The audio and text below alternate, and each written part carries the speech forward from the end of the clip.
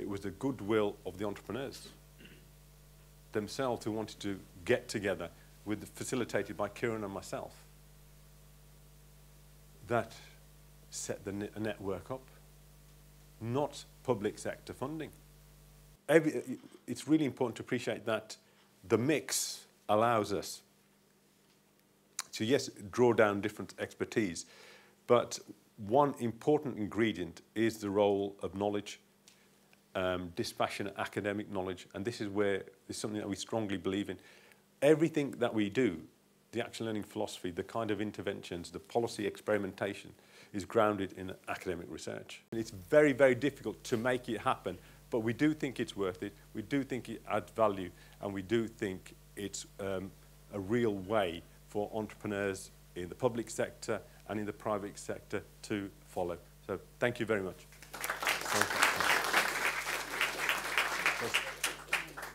Thank you very much, Monder. That was a fascinating story.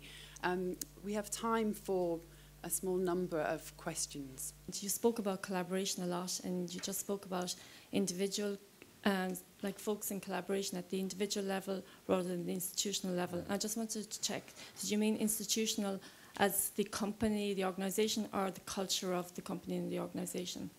I think both, really. Yeah. What we found is that it's really, really important to get to appreciate the individual's motivation as well and the institutional constraints.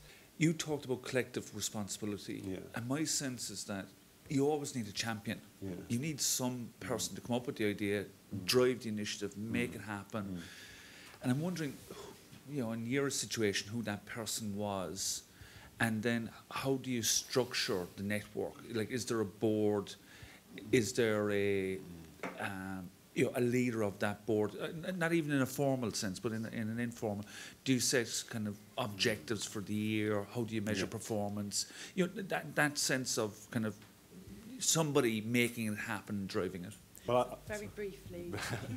I think very briefly, it does need active management. I think Kiran and I have been lucky because our universities allow us to sort of nurture it, but equally, in the development of that initiative, we do make it very clear that we expect our partners to take up the slack. So, you know, that's why in the policy network, for example, the two subgroups are led by our corporate representatives. So we try and distribute the leadership as much as we can. But it is very difficult, and there are major issues about resources and governance.